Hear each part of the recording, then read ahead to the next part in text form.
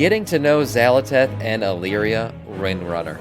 Yes, we know their stories are important going forward. We saw them in the dynamic, cutscene cinematic where they are both featured heavily.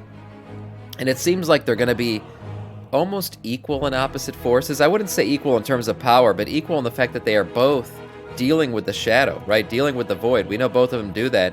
So let's delve a little bit into their stories and why they're going to be so important going forward here. Of course, we start with Xalatath, the Black Bait of the Empire. The first time we saw Xalatath was back in Legion, of course, when priests made the decision to pick up the Damned Blade, of course. That whole questline starts with Xalatath being held by some Twilight cultists. If you don't know, Keeper Tyr sacrificed himself to kill Xalatath, the Corruptor. And the plan was basically to bring back that body in some way, resurrect the creature with the Black Blade. Farthing was the one who was holding Xalatath at the time, and people noticed a change in him as he held the blade. Anyways, we show up and basically defeat him.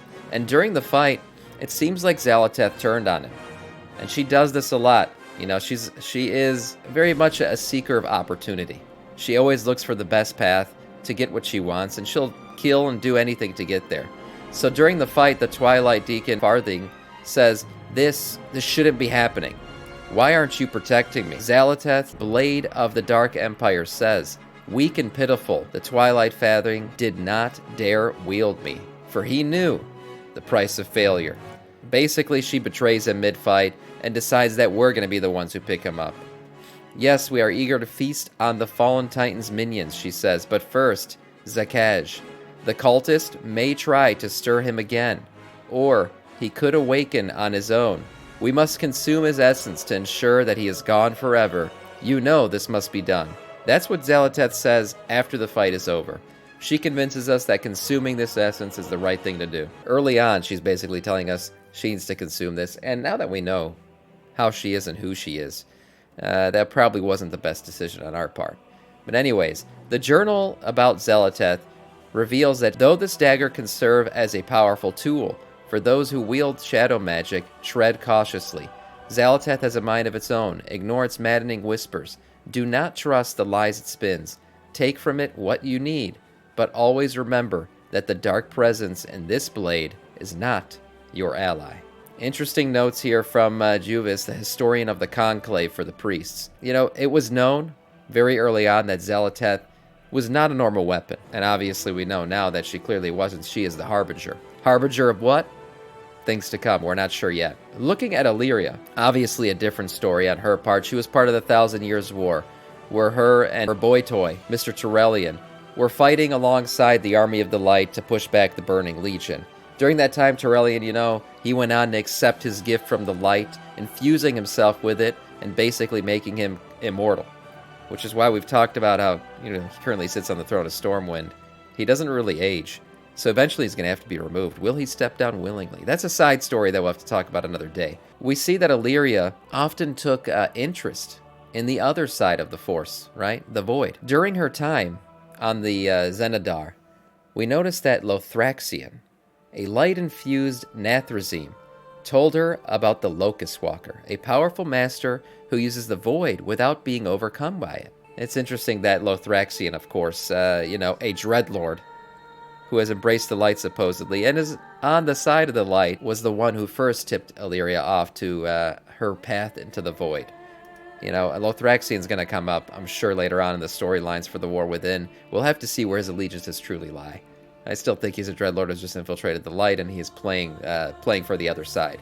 But anyways, Alleria tried to convince Xira, who's the Prime Naru at the time, to allow her to seek out Locust Walker, believing the Void could be used to help defeat the Legion, but she was refused. However, Alleria continued to secretly pursue the vision of the Void that had been granted to her. So she believed the Void was telling her secret truths, right? Things that were to come, and she wanted to seek out more. She wanted to know more. She wanted to become more powerful to defeat the Legion. She felt like it was a threat that they might lose to. After finally convincing Xira to allow it, Alleria and Tyrellian journeyed to Argus, where they were nearly overcome by demons. Realizing the light would not be able to save them, Alleria called on the Void to open up a rift into the twisting nether.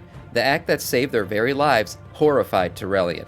Promising that she was not his enemy, Alleria sent Turellian back to the Army of the Light while she continued her path to learn more about the Void. Alleria was then captured by the Legion and imprisoned on Argus, where she finally met Locust Walker, who turned out to be an ethereal. In time, the two managed to escape together to the realms of the Void. Here, Locust Walker taught Alleria how to maintain her sanity while using the Void, and about the nature of the light and shadow themselves. But when Alleria saw a vision of Turellian nearly being killed by an assassin, she insisted on saving him. So she ends up leaving Locust Walker basically mid-training-ish, not fully enveloped in the Void yet, not really knowing what was going on yet with the Void in terms of her abilities to harness it. But she believed that she had to go save Turellian, so she went on and did that. We know as the story goes on, the Shadow of Argus, Alleria finally makes her appearance in Legion during this time. Our journey begins at the Vindicar, where we fight off the Legion, press back, and of course, Alleria and Turellian are reunited with their son, Eritar. And Eritar says during this time, "But couldn't you have reached out to us, to your people, to me?" Turellian says, "Eritar, not a day passes that your mother and I didn't." Alleria says, "Every choice we made was to keep you safe. It broke our hearts to be apart from you." We already know that Eritor and Alleria's relationship is going to play out in the short story books that are coming out in November here, that we talked about not too long ago. So it's going to be interesting, again, that, her son Eritar took the path of the light. He is a paladin, and he finds out that his mother has taken the path of the void. And we'll see how that relationship works out between the two of them. We soon learn that Alleria's freedom is not because Zira had changed her heart. In fact, while Alleria helps rescue Zira from the fallen Zenadar, she voices a concern that the Naru might simply choose to imprison her for what she has done, basically, with the Void. Turellian, on the other hand, seems sure that Zira will finally recognize Alleria as an ally rather than a threat. As it turns out, Alleria was right. The whole scene plays out with Illidan, where he says, "I'm not my scars." The light was trying to be forced on him, and Zira is destroyed in that moment.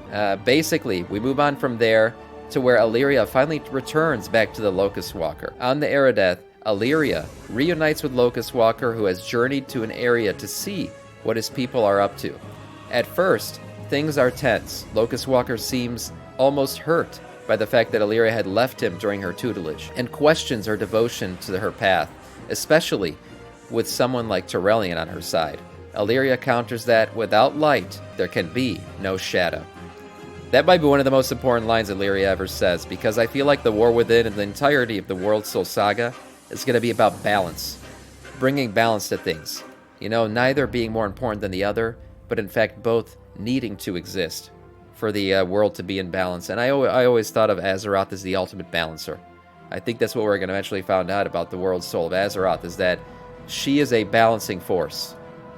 And that balance, it will eventually be restored. In the end, Locust Walker agrees to resume her lessons. Under his guidance, Alleria consumes the heart of the Void Revenant, a demigod, massively increasing her powers. So we know she goes in, she does her thing. We've seen the cinematic before at the Seat of the Triumvirate, and it's a very intense moment where she basically embraces the Void fully, goes into that Void form for the first time that we saw. And when she finally returns to Locust Walker, they have an interesting conversation. Locust Walker says, "You survived. Interesting. How do you feel?" Alleria responds, "The voices are louder now, more intense, more insistent, but they do not control me." Locust Walker says, "You asked me to teach you to use the Void as a weapon. Now, that weapon is you. Let's not get ahead of ourselves. We need to test the limits of this newfound power." Xalatath whispers, "The caterpillar has become a butterfly. She is all but ours now."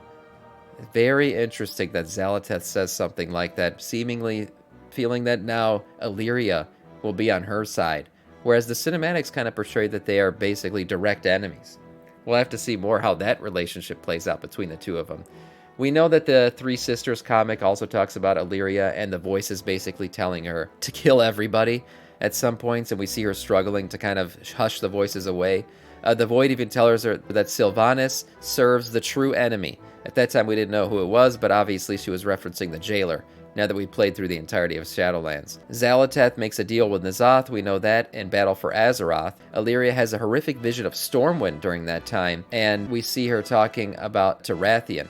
Rathian says, "Stormwind City, a bastion of the holy light now fall into the void, a staging ground for N'Zoth's armies. Images of Rathian says, obey the whispers in her mind. Alleria Windrunner forces all to submit to the old god or be purged. This is an interesting vision where we saw Alleria basically saying, falling into the void and becoming a servant of the void and helping essentially the void take over, eventually giving her son even into the void and into N'Zoth. So we've seen these visions before. We know what could happen should Alleria fail in her battle to control the void and the voices inside of her head. The last we've seen here is Xalatath in Dragonflight. We know a lot of things have happened between Xalatath, and really she's come to the forefront towards the end here when Iridikron finally gets his essence of Galakrond. And his final words here are, your faith means nothing to them. As you burn in the flames of my brother's wrath, they will not come. All they wanted was our world. With this, the Harbinger will pry it from their grasp. And when the Titans come to reclaim their prize, I will be waiting. So we know now that Xalatath is kind of, teamed up with Iridikron. In a way, we know that she has a past of just using people to get what she wants, and that's likely what she's doing here again. But Iridikron's plan is to bait the Titans out. And right now, Xalatath seems to be aligned with that. So where will these two meet in the War Within and in the World Soul Saga going forward? We'll have to wait and see. But two opposite parts of the equal force of the Void. Very interesting.